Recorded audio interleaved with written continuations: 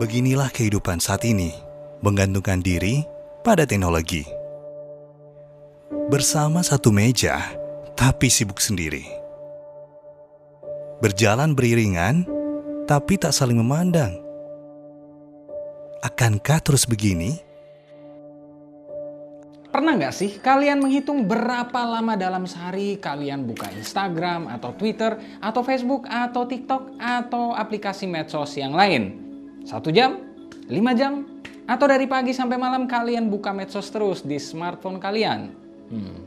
Well, bisa dibilang hidup kita sangat bergantung pada smartphone dan tentu saja media sosial. Bahkan nomofobia, sebutan untuk perasaan khawatir ketika menjalani keseharian tanpa smartphone, menjadi salah satu fenomena yang makin meningkat trennya.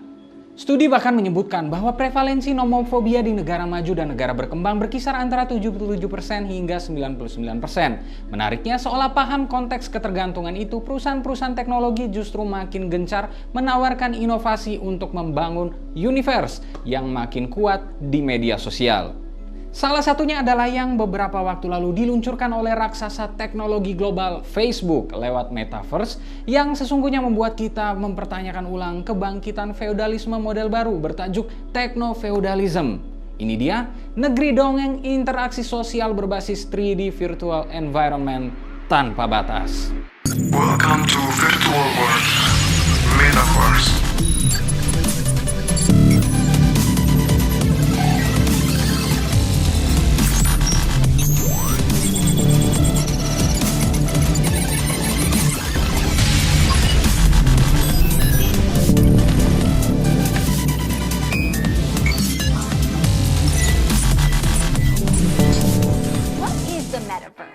Metaverse. In the metaverse. The metaverse will be the successor to the mobile internet. Metaverse atau meta semesta adalah iterasi dari realitas virtual bersama melalui internet dalam seluruh spektrum augmented reality. Didefinisikan secara bebas sebagai dunia online di mana orang-orang berinteraksi menggunakan avatar digital. Sekilas nampak tak mungkin, bukan? Sama seperti kakek nenek kita yang tidak pernah membayangkan teknologi email, video call, GPS, bahkan uang virtual sebagaimana yang sekarang jadi sesuatu yang sangat mainstream. Masalahnya adalah Facebook, sebuah perusahaan monopolis yang menguasai data, perilaku, kecenderungan, dan bahkan seringkali memanipulasi keinginan, kehendak, pilihan, dan relasi sosial kita dengan cara yang begitu sadis dan elusif. Kekhawatirannya adalah kapabilitas teknologi Big Tech yang semakin berkembang dapat mengganggu tatanan sosial, ekonomi, bahkan politik. Bukan hal yang aneh sih sebetulnya, karena di negara seperti Amerika Serikat saja, Facebook dalam beberapa tahun terakhir ini dikenakan kasus pelanggaran data pribadi, hoax, sampai penyebaran ujaran kebencian. We didn't take a broad enough view of our responsibility, and that was a big mistake. And it was my mistake. Ini yang kemudian membuat banyak orang mewaspadai kemunculan metaverse dalam konteks perubahan masif secara sosial, politik, dan ekonomi masyarakat global. Apalagi campur tangan Big Tech dalam politik, khususnya Facebook, yang sekarang namanya berganti jadi Meta, terkenal memiliki reputasi yang buruk. Skandal Facebook Cambridge Analytica misalnya, menjadi salah satu wajah kontroversi penyalahgunaan data pribadi pengguna di Pilpres AS 2016 lalu. Kemudian, dengan fakta bahwa banyak Big Tech telah masuk ke jajaran perusahaan paling kaya di dunia hanya dalam waktu 2 dekade, tidak aneh jika banyak orang yang kemudian khawatir kekuatan ekonomi dan politik mereka dapat mengganggu tatanan negara. Apalagi sampai saat ini negara masih kesulitan mengatur gerak-gerik para Big Tech. Jadi banyak banget teman saya, seorang ayah sudah punya anak. Mereka berkomunikasi sehari-hari udah pakai Roblox. Serius? Serius. Di Jakarta? Di Jakarta. Jadi meskipun mereka tinggal di satu rumah, tapi ngebahas soal matematika, misalnya PR. Hari ini kamu di sekolah kayak gimana? Bukan seperti dulu kita di meja makan, kita ngomong pada saat dinner. Enggak, ini pada saat main game. Jadi papanya main game, anaknya main game, ketemu hunting monster bareng-bareng sambil cerita gitu hari ini apa. Jadi parenting pun sudah mulai bergeser ke situ.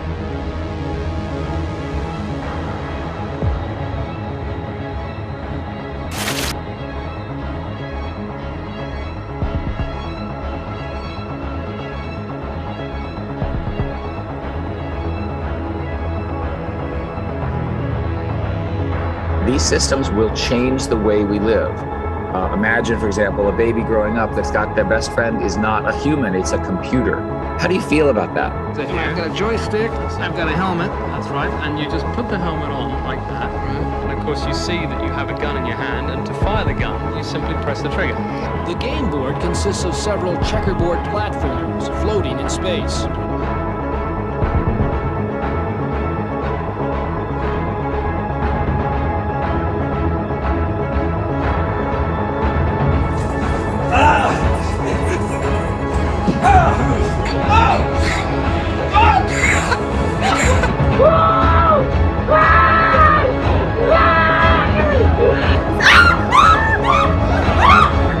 Selama seminggu, dia ngelakuin kegiatan sehari-harinya tanpa pernah melepas alat virtualnya. Ya, kegiatan yang paling intens dia lakukan adalah bermain VR chat kepada gamers lain yang menikmati dunia virtual. Nah, setelah berhasil ngelewatin seminggu tuh guys, dia merasakan efeknya, yaitu pandangannya agak kabur, matanya harus beradaptasi, dan kangen menghirup udara segar. Dia juga nggak nyaranin ini ditiru karena dunia real itu jauh lebih asik dan juga bisa dinikmati. Tapi hanya beberapa saat, selebihnya hanya ada kegelapan dan kesunyian. Keheningan memekakan telinga yang hanya diselingi suara daun berderak di bawah langkah kakimu. Tapi suara apa itu? Kamu mendengar gemerisik dari kiri.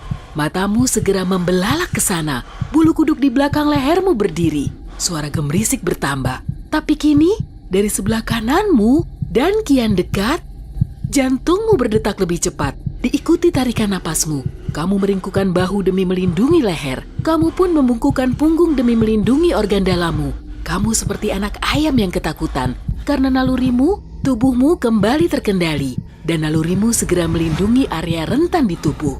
Lalu tiba-tiba, makhluk itu menerjang dan menyergapmu. Kamu pun menjerit ketakutan dan melepas headset VR-mu.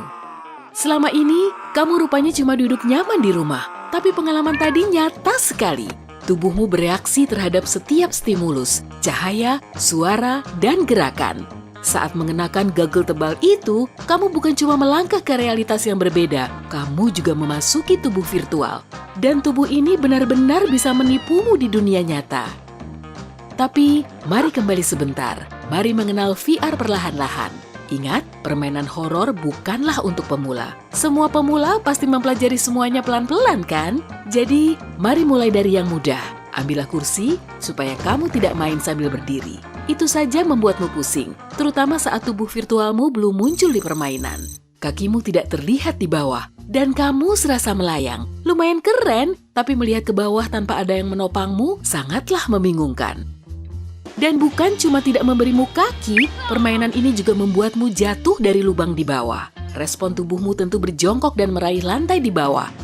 Ya, kamu memang menapak tanah di dunia nyata dan bisa merasakannya, tapi otakmu tidak bisa memahaminya. Jadi, duduklah dulu. Nah, begini lebih baik. Bagaimana kalau kita main roller coaster yang seru ini? Mari kita mulai. Begitu headset dipasang, tubuhmu yang asli dihujani banyak informasi sensorik. Pupilmu melebar agar cahaya, warna, bentuk, dan pemandangan yang di depan masuk. Dari yang dirasakan di dunia maya, pupilmu mengirim pesan ke otak bahwa aku duduk di roller coaster, pahaku terlihat di bawah, lenganku ada di samping, dan ada lintasan membentang di depanku. Sekarang, bagian serunya dimulai. Mari tambahkan gerakan. Matamu melihat kereta roller coaster maju dan pemandangan di sekitar juga mulai bergerak. Di dunia nyata, tubuhmu agak tersentak mundur seperti tarikan yang kamu rasakan saat berada di mobil sungguhan atau objek bergerak apapun yang baru mulai bergerak. Tapi kamu tidak bergerak, kamu cuma duduk di kursi depan TV. Otakmu mengabaikannya dan yang lebih penting, telinga dalammu juga. Telinga dalam menangkap informasi visual dari mata bahwa kita bergerak dan bereaksi mengikutinya. Jaga keseimbanganmu. Itu sebabnya tubuhmu secara naluri tersentak mundur lalu kembali maju. Roller coaster mulai menaiki tanjakan pertama, tik-tik, tik-tik. Tiap bunyinya meningkatkan antisipasimu. Dengan menengok ke samping, kamu bisa melihat dirimu makin tinggi karena kaki langit makin rendah. Lalu, kamu melihat ke bawah. Ups, kesalahan besar. Oh, pusing sekali. Dan fisikmu juga merasakannya. Kamu hampir terjatuh dari kursi. Di posisi setinggi itu tanpa tiang penahan, reaksi pertamamu adalah, aku ingin turun sekarang juga. Jika ada teman atau anggota keluarga di sekitarmu, mereka pasti tertawa terbahak-bahak saat melihatmu. Tapi tenang, setelah ini giliran mereka dan reaksi tubuh mereka akan sama. Astaga, kita hampir sampai di puncak dan meluncur. Meski duduk di kursi, tubuhmu condong ke belakang. Tubuhmu mengira sedang didorong kereta roller coaster yang turun dengan kecepatan tinggi. Lebih tepatnya, tubuh bagian atasmu mencoba tetap mempertahankan posisinya, tapi keretanya mendorong tubuh bagian bawahmu ke depan. Ternyata, hukum pertama Newton juga terjadi di dunia maya. Siapa sangka? Sebelum bisa menenangkan diri, kamu tiba di lengkungan bawah pertama. Aku mual sekali, seraya tubuhmu makin merosot. Yap, meski kamu duduk di kursi tanpa gerakan fisik, otakmu lah yang membentuk perasaan itu. Hanya berdasarkan informasi visual yang didapat dari Google itu, kekuatan pikiran memang luar biasa. Tapi tenang, kamu akan terbiasa dengan sensasi ini. Dan tanpa kamu sadari, permainan roller coaster ini tidak terasa seperti tadi lagi. Yang sebelumnya terasa memusingkan, sampai-sampai kamu mengira akan kehilangan makan siangmu, sekarang menjadi sepele.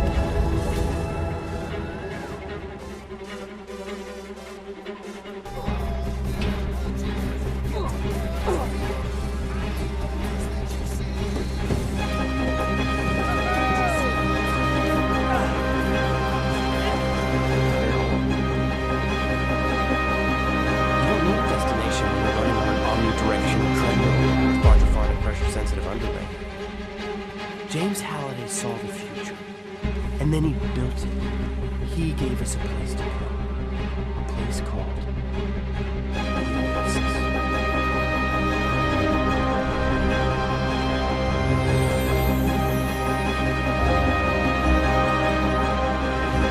Check out this place. It's a casino the size of a planet. You can lose your money there, you can get married, you can get divorced, you can go in there. Found the cause. I found my friend. And yes.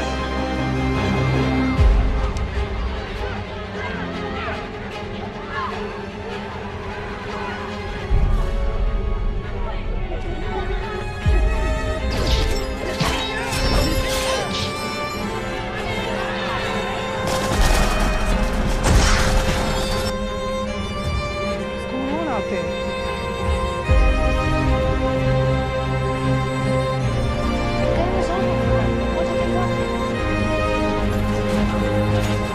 Death matches and artifact hunts are a good way to coin